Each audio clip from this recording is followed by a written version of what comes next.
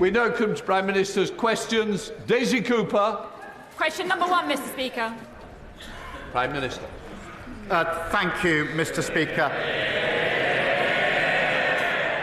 I know the sympathies of everyone in this House will be with those affected by the devastating flooding that we've seen recently. And our thanks goes to all those working tirelessly to support the affected communities. Mr. Speaker, we've committed £2.4 billion over the next 2 years to build, maintain and repair vital defences to protect more communities from the awful impact of the flooding. Mr. Speaker, the ceasefire announced in Lebanon is long overdue, but demonstrates that diplomacy can succeed even in the most challenging of circumstances. We must seize this opportunity to build trust, de-escalate tensions and push for a wider ceasefire. Mr. Speaker, this morning I had meetings with ministerial colleagues and others. In addition to my duties in this House, I shall have further such meetings later today. Daisy Cooper. Thank you, Mr. Speaker. May I associate myself with those remarks of those of the Prime Minister? West Hertfordshire Hospital Trust has eliminated 65-week waits, and they have now met all 3 national cancer standards. These remarkable achievements by the staff are happening despite the fact that they are working in terrible buildings that are life expired and crumbling. If the government is looking for a project that is high-performing and shovel-ready, this is it. So will the Prime Minister give our trust the green light to build a new hospital without any further delay? I thank her for raising the issue and obviously of importance to her constituents and beyond. Look, the new hospital programme that we inherited was a failure of the previous government. We are committed to delivering. We're reviewing to make sure we can deliver. The Health Secretary set out further details, but I'm very happy for her to have a meeting with the relevant minister if she wants to follow up on the specifics. Thank you. Chris Curtis. Thank you, Mr. Speaker. Residents in Red House Park in my constituency are suffering from soaring management fees and poor service from their fleaseholder management company. Recent BBC reporting has once again demonstrated the consequences of the outdated and feudal leasehold system. All of them are frustrated by the broken promises of the previous government, so will the Prime Minister reassure them that this government will introduce legislation as soon as possible to resolve the fleaseholder and leaseholder crisis? Mr. Speaker, yes, we will do so. I agree that the last government totally failed to tackle the unfairness of the leasehold system. We will provide homeowners with more powers, protection and greater rights by bringing that legislation forward. Thank you. Leader of the Opposition, Kemi. Thank you, Mr. Speaker. At the CBI conference on Monday, the Chancellor said, and I quote, "I'm clear, I'm not coming back with more borrowing or more taxes." I know that telling the truth to this House is important to the Prime Minister. So will he repeat his Chancellor's pledge now? Mr. Speaker, we set out our position at the budget that was just set out. We're fixing the foundations. We're dealing with the £22 billion black hole that they left. I'm not going to write the next 5 years of budgets here at this dispatch box. But, Mr. Speaker, we said we wouldn't hit the pay slips of working people. We passed the budget, we invest in the future, and we kept that promise. Mr. Speaker, he's not fixing any foundations, he's making everything worse. The whole House would have heard him refuse to repeat the Chancellor's pledge, a pledge as worthless as the manifesto promises that he's talking about. If he is fixing foundations, why is it that the PMI index shows that business confidence has crashed since the budget?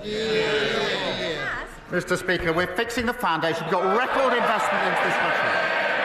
But she talks about tax rises.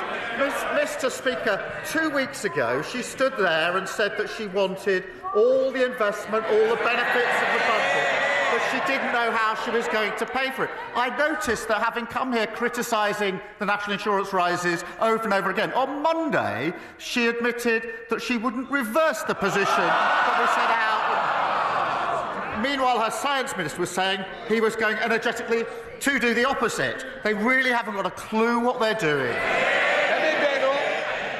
Mr. Speaker, if he wants to know what Conservatives would do, he should resign and find out. Until then...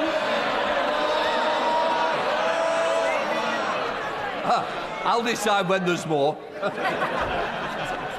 Mr. Speaker, until then, I'm the one asking the questions. There's a petition out there, 2 million people asking him to go. He's the one who doesn't know. He's the one who doesn't know how things work. It is not government that creates growth, Mr. Speaker. It is business. His employment secretary, I don't see her here, she wants more young people in work. But businesses say they are cutting jobs because of the Chancellor's budget.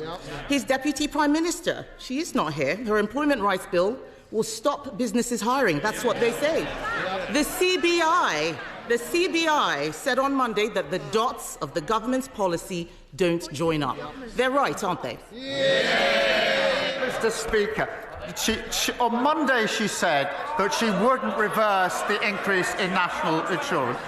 Yesterday, on their legacy legislation, their predecessor, they couldn't decide what their position was. Today, they've launched a policy commission asking other people to give them some ideas for government. And she talks about a petition. We had a massive petition on the 4th of July in this country.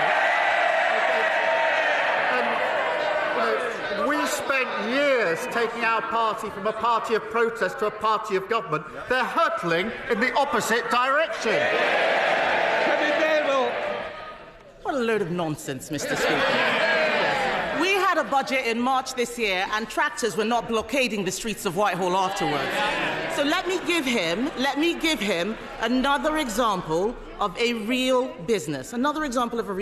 Following his budget, the head of McVitie's has said that it has been harder to understand what the case for investment in the UK is.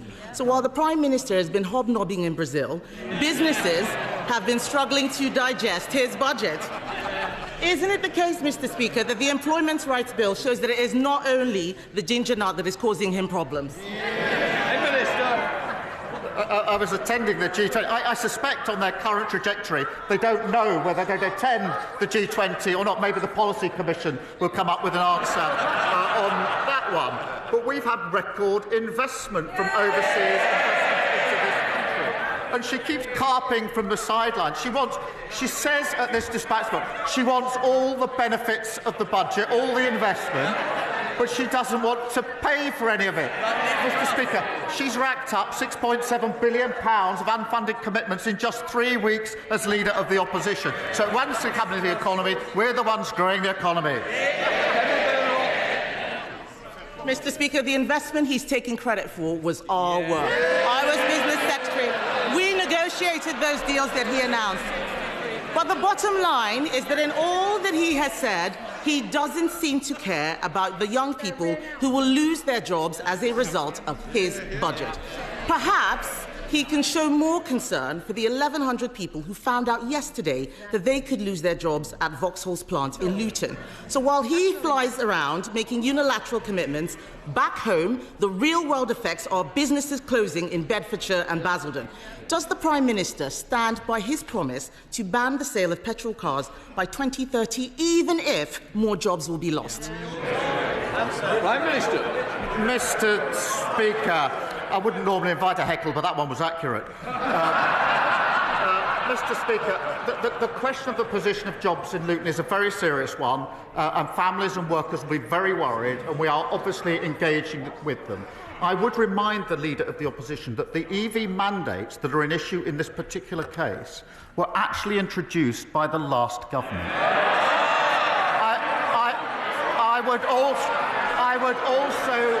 I would also remind her that she was the business secretary that introduced them.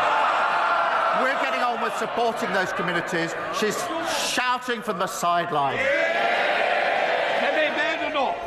Mr. Speaker, he clearly didn't read his briefing about the EV mandate. The fact is, we changed the date and made it easier for people. Everything he has done is attack people. The budget was an attack on farmers, an attack on workers, an attack on pensioners, an attack on the young, and an attack on thousands of charities and businesses across the country. The whole system is broken, Mr. Speaker, and he is making things worse. He is making things worse. Their constituents will be affected. Mr. Speaker, he is making things worse. Everyone is unhappy. Isn't it a good thing that the Chancellor is an expert at customer complaints? Mr. Speaker, I think she's just read out the charge sheet against the last government. Everything is broken. And they come here every week with absolutely nothing to offer except complaints. Nothing constructive, no new ideas. They don't know what they're doing from one day to the next. Living in this fantasy world that everything was fine, apparently, for 14 years. Well, the country's fed up with those fantasies. They've got rid of those fantasies. We're going to take the hard decisions. They're jumping on every bandwagon that's passing. We're taking the country forward. Imran Hussain. Thank you, Mr. Speaker. As we enter the last week of Islamophobia Awareness Month, the Prime Minister will know that this year has been an extraordinarily difficult for British Muslims on the receiving end of society's most deplorable attitudes, considered easy prey for the far right and scapegoated by politicians endorsing institutional Islamophobia. And the reality is this emboldening and normalisation of Islamophobia, as highlighted in a number of reports, led to the race riots we saw on the streets of Britain this summer, where mosques and those who are visibly Muslim were subject to despicable attacks, with many left fearing for their lives. So will the Prime Minister condemn those in public office and positions of power who actively promote Islamophobia? Will he commit to adopting a definition today? And will he further outline what concrete steps the government is taking to rip out Islamophobia at its roots, including in this place? Mr. Speaker, he's right to raise Islamophobia, and there's been a concerning rise in Islamophobia and anti-Semitism over recent months, and we are committed to tackling all forms of hatred, and we will work with others on an ongoing basis to make sure that we do. Thank you. Leader of the Liberal Democrats, Red Davies. Thank you, Mr. Speaker. Can I associate myself with the Prime Minister's remarks about the terrible impact of Storm Bert with all the flooding? Our thoughts are with all those affected, with thanks to our amazing emergency services. Mr. Speaker, Christine's father was told that he needed end-of-life care, but after a few days it was removed due to funding cuts. He was told that he wouldn't get it, and he died a few weeks later in excruciating pain. Christine said it was terrible to watch him suffer. Does the Prime Minister agree that whatever the House decides on Friday, it is urgent to improve access to high-quality end-of-life care? And will he make that a key focus of the 10-year NHS plan? And will he commit now to protect hospices from the national insurance rise? I thank you for raising that case, and I think the thoughts of the whole House with the family involved. And, Mr. Speaker, obviously there's a very important vote on Friday, but whichever way that vote goes, we must invest properly in care across our health service, and that's why, in addition to putting the NHS back on its feet, we're putting forward a 10-year plan to make sure the NHS can give the care that everybody would expect across the spectrum, including end-of-life care. So, Ed David. Can I thank the Prime Minister for that reply, and I hope we'll hear more from ministers, particularly on hospices and national insurance, in days to come. Turning to the cost of living crisis, on Friday, Ofgem said that in January, energy bills would go up again after last month's 10% rise. Millions of people are really worried about how they're going to make ends meet this winter, not least hundreds of thousands of pensioners who are in poverty but above the pension credit limit, who will now lose winter fuel payments. So with energy bills going up again, will the Prime Minister reconsider and restore winter fuel payments? Well, Mr. Speaker, obviously the whole House is concerned about energy bills, which are actually lower this year than they were last year. The long-term way to deal with this is clean power by 2030 to make sure we drive those energy bills down on a permanent basis. And that's what we will do. On the winter fuel allowance, he knows very well what the government's position is, and I've rehearsed it, indeed, with him many times. Thank you, Mr. Speaker. Antisocial behaviour involving modified and off-road bikes is a menace that has a huge impact on communities like mine in Sunderland. While I welcome the work Northumbria Police do in partnership with our council on this issue, they need stronger powers and more resources. Can the Prime Minister outline how he will back the police to tackle the misery caused by intimidating and downright dangerous antisocial behaviour on bikes? Well, I thank him for raising this because antisocial behaviour affects so many people. Sometimes it's described to me as low level. It isn't in the impact it has, particularly when it comes to off-road bikes. And that's why we're implementing tough new respect orders, which will give powers to the police, including powers to seize off-road bikes, but crucially adds a power of arrest for breach of the orders, something that's been missing in recent years. So we will tackle this because it blights communities across the country. Stephen Flynn. Thank you, Mr. Speaker. As everyone in the House will be aware, we're currently in the middle of BBC Anti-Scam Awareness Week. And of course, the advice in that context is always simple. If you see a scam, you should report it. So with that in mind, can the Prime Minister advise the House? Is he aware of anyone who's promised to reduce energy bills only for them to increase? Is he aware of anyone who promised to back business only to tax business? And is he aware of anyone who promised to protect pensioners only to pick their pockets for their winter fuel allowance? Well, it's very good to see. Sorry. The gallery will not clap and not interrupt the proceedings. Prime Minister. Mr. Speaker, I'm very glad to see him in his seat in this House, as I'm sure many of his colleagues in Scotland share that sentiment. What I can point to is a government in Scotland that promised to take Scotland forward and took them backwards. So I can identify the first one. It's right there. Daria Ali. Thank you, Mr. Speaker. November marks Islamophobia Awareness Month. Last year, the United Nations Human Rights Council adopted a resolution condemning the desecration of religious texts, including the Quran, despite opposition from the previous government.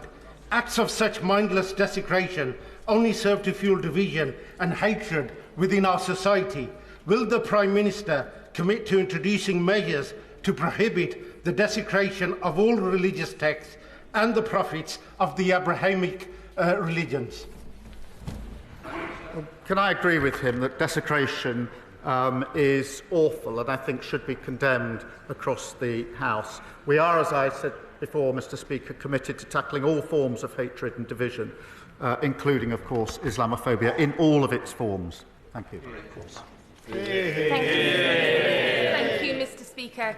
Sarah and her family have farmed beef and cattle in my Gordon and Buchan constituency for over 70 years, and they'd always planned for her sister to continue the family legacy. Earlier this year, Sarah's mother died very suddenly and unexpectedly, and she was just 58. Sarah said to me that despite already having a tragic year, it was made even worse after the budget, saying that changes to agricultural property relief has hit us hard when we're already struggling with bereavement and trying to cope with losing mum. What would the Prime Minister say to Sarah and her family on what has been the most difficult year of their lives, in light as well of the family farm tax? Prime Minister. Mr. Speaker, I'm grateful to her for raising the case and the awful bereavement. And if she would kindly send me the details of the case, then I'll certainly have a look at it. In relation to farming more broadly, as she knows, £5 billion was set aside in the budget over the next 2 years as an investment in farming. That's the biggest amount that's ever been set aside. I hear the chuntering, but they actually failed to spend the last farming budget by £300 million.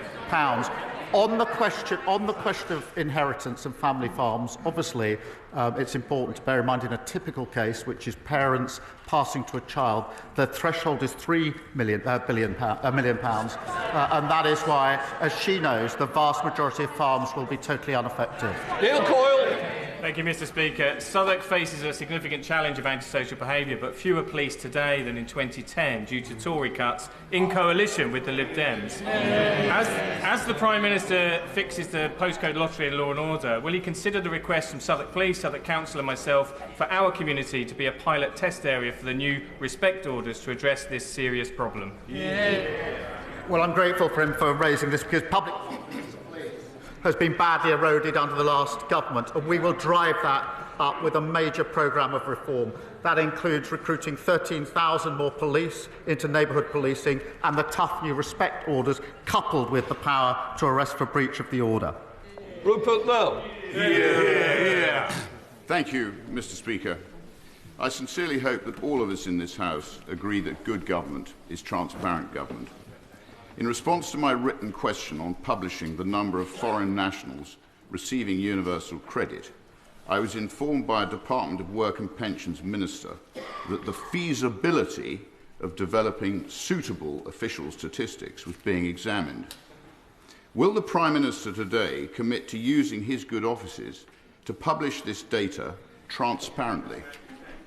Well, I'm grateful to him for raising this, and I know there's been an exchange on it, and as soon as I've got an update for him, I will provide that for him so that he's got it. Thank you. Waverley.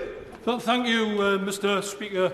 Within weeks of a Labour government, the government delivered for the mine workers in the mine workers pension scheme. It was so well received and it was justice done.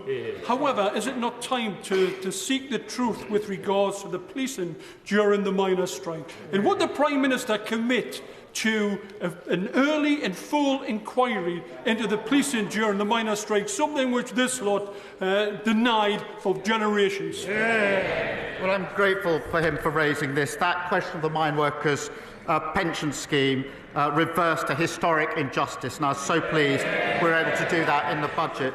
In relation to the miners' strike, as I think he knows, I've met some of the Orgreave campaigners and listened very carefully to what they say. They are entitled to the truth, and we're thinking carefully about what the next step should be in order to deliver that for them. Member of Portugal. Thank you, Mr. Speaker. Next month marks 2 years since the death of Cody Fisher, a young man from my constituency of Stratford-on-Avon.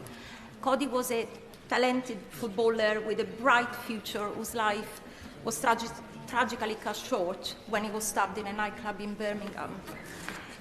His mother, Tracy, has been campaigning tirelessly in his memory for legislation which would require venues to wear bleed kits and metal detectors. In the light of the government's commitment to tackling knife crime, will the Prime Minister meet with Tracy and me to discuss these vital proposals to better protect young people like Cody from the devastating impact of knife crime? Prime Minister. Well, I thank the honourable member for raising the tragic case and pay tribute to Tracy for her campaigning. I've met a number of families on this issue of bleed kits, so I know firsthand just how important it is. We are taking measures in relation to knife crime, which includes banning the sale of online knives, making them less available, a course to take young people out of offending where we can, and real penalties. But I am happy to look at bleed kits, and I will make sure that she gets a meeting with the relevant minister to hear more of what we're doing, but also to make her case. Rachel Hopkins. Mr. Speaker, and I refer to my register of interests. The proposed closure of Luton's Vauxhall van plant by Stellantis is devastating news for our town. Over 1,000 jobs at risk and the future prosperity of our town threatened. So can the Prime Minister assure me there will be cross-departmental response to support the automotive sector, but importantly, good skilled jobs in Luton? Yes, I will, and I know, and thank her for raising this, because it is a difficult and uncertain time for workers in Luton and her constituents and their families. and that's why we're working with the industry. There will in fact be a statement later on today, Mr. Speaker, about this. It's important we do whatever we can to support these communities. Then Harriet Baldwin. Thank you, Mr. Speaker. Tenbury Wells was flooded again with Storm Bert last weekend. The second time the town has been flooded this year, and it's a town where it's only a case of when, not if, it will flood again. And the situation is made even more devastating for residents because there is a fully developed flood defence plan that is partly funded for the town. And the budget carried forward £2.4 billion for flood defences. Can the Prime Minister commit to be able to use his offices to finally get this scheme built and to fix the foundations of Tenbury Wells? I'm grateful to her for raising this, which is an awful situation for her constituents. We all know how devastating flooding is, the initial damage that it caused, but then the ongoing damage, including problems then of insurance, etc., that then prevail for many, many years. We are committed to tackling this. That's why we've set aside the money that we did in the budget, and I'll happily arrange for her to have a meeting with the relevant minister to look at the particular details of her case. But I thank her for raising it, because I do know for her constituents it's such an important issue. Smith. Thank you, Mr. Speaker. Last weekend in Cwmtaleru, torrential rain caused a landslip. Slurry, even boulders, poured down streets. People were afraid. The Chancellor just agreed a welcome £25 million for coal tip maintenance in Wales. Given the impact of extreme weather events, will the Prime Minister continue to prioritise coal tips to keep our communities safe? Yes, I will, and I know how much of a concern it is to his constituents. Indeed, we went together to meet some of those constituents last time there was terrible flooding, but that commitment to the £25 million in relation to coal tips is very important. And what I would say on flooding, we've now had two questions on this. If other members of the House do have individual issues they're not able to raise here, if they get in touch with myself or my office, I'll make sure that they get whatever they need in support of their constituents. Brendan O'Hara. Thank you, Mr. Speaker, and of course we too welcome the ceasefire in Lebanon.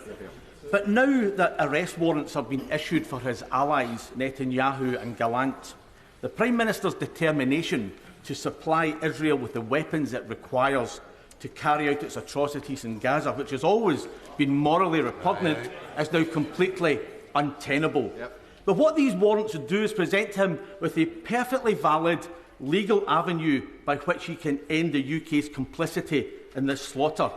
So will he do that, or will the Prime Minister continue to choose to licence F-35 components to a regime which is now led by a man wanted for war crimes and crimes against humanity?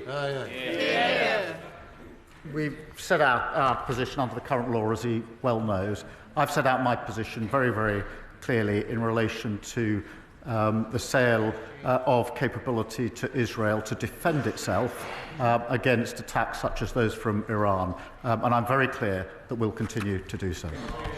Catherine Atkinson. Thank you, Mr. Speaker. Derby City Centre is turning the page on 14 years of Conservative decline. With a new performance venue, a new business school and restored market hall. But across the country we see too many empty shops and quiet high streets. This budget is putting more money into the pockets of working people to spend supporting local businesses. Will the Prime Minister commit, contrary to Conservative scaremongering, to support and protect small businesses that are the beating heart of our high streets? They can chunter all they like. She's describing their legacy. She's describing their legacy. We are turning that around. We're supporting small businesses. We're supporting the high street. We're rebuilding our country as they go backwards. David Reid. Thank you, Mr. Speaker. My constituents in Exmouth and Exeter East and our neighbours across the South West are understandably concerned about the rail disruption and potential economic damage that the HS2 construction at Old Oak Common will cause to our region for at least the next 7 years.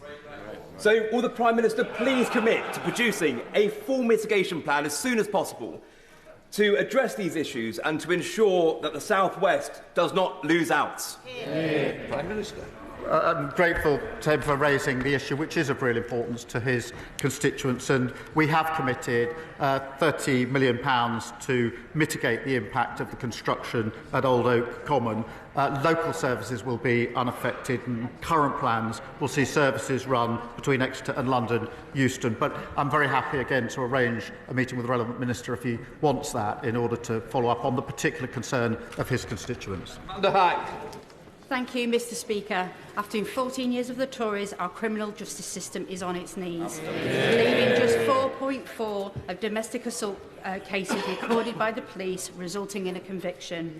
With Monday just gone being the International Day of the Elimination of Violence Against Women, can the Prime Minister tell us what he's going to do to ensure the criminal justice system works for women and girls in North West Leicestershire and beyond? Well, she's right to say the criminal justice system was broken by the last government, like everything else that they touched in the 14 years. Mr Speaker, we take this extremely seriously. We've made a commitment to halving violence against women and girls. We're taking a number of measures in relation to that, piloting, for example, domestic abuse protection orders, and making it clear we will introduce a standalone offence of spiking. These are some of the measures which, frankly, we ought to be able to work across the House on, because the issue is of such importance. Matt Weston. Thank you, Mr Speaker. Ukraine faces a hell of a battle on its eastern front with Russia, but on the home front, the challenge is just as great. Just facing a harsh winter, just last week it was reported that 80% of its energy infrastructure is either damaged or destroyed. They desperately need power generators and associated equipment. So will the Prime Minister agree to meet with me to discuss the provision of energy aid to this important ally, Ukraine? Prime Minister. Mr Speaker, we have provided support. This is a very serious issue, £370 million of support to the energy sector in Ukraine, which is being targeted by the Russian strikes. I will ensure that he gets a meeting with the relevant minister, and I'm pleased that on this issue there is unity across the House in our defence of Ukraine in the face of Russia's aggression. Thank you, Mr Speaker. After years of neglect under the previous Conservative government, GP surgeries and across North East Hampshire, they are preparing now for huge bills to pay increased employer national insurance contributions. Heart Health Partnership in Fleet estimates this will cost them 3 nursing salaries and have already reduced staff hours by 50 per week, with more cuts in January. Can the Prime Minister please tell GPs in my constituency which patient services they should cut in order to pay the bills? Mr Speaker, she's absolutely right that the NHS was broken by the last administration. And the Darcy report makes that absolute... They should hang their heads in shame, frankly. We are providing in the budget £22 billion of additional funding this year for our NHS. That's a huge investment in our NHS, which is much welcomed across the NHS, much needed across the NHS. We will, of course, work with GPs and consult the sector on the services they provide and the money that they're entitled to in return. And all of that funding will be confirmed in the usual way. Johnny Maynard. Thank you, Mr Speaker. We recognise that Labour is determined to defend the economically disastrous Conservative policies of being outside the customs union and single market. However, does the Prime Minister agree with the principle that where it is in our country's interest to maintain alignment with EU standards so we can better sell our products internationally, we align, and where it is in our interest to diverge, we diverge? I certainly agree that the deal we got under the last government is not the best deal that we can get, and that's why we're determined to reset the relationship which we have already begun. Obviously, there'll be no return to freedom of movement, the customs union or the single market, but beyond that, we can increase, I think, and improve the situation, whether it comes to trading, to security and other cooperation, and we're actively working on that. Final question, Frank McNally. Very much, Mr. Speaker. Following a major fire at the Tradeby depot in my constituency in 2021, Scotland's clinical waste was forced to be transported to England due to a complete lack of forward planning. Tradeby was only appointed after the previous contractor collapsed, leaving human remains languishing in a warehouse, and it's now been revealed that the Spanish company was bailed out with £5.4 million of taxpayers' money. Does the Prime Minister agree with me that the SNP government has consistently failed to get a grip of clinical waste disposal and must act appropriately to protect the public purse and ensure public safety? Well, I do agree with that, and it's not. It's the rule rather than exception when it comes to the SNP government.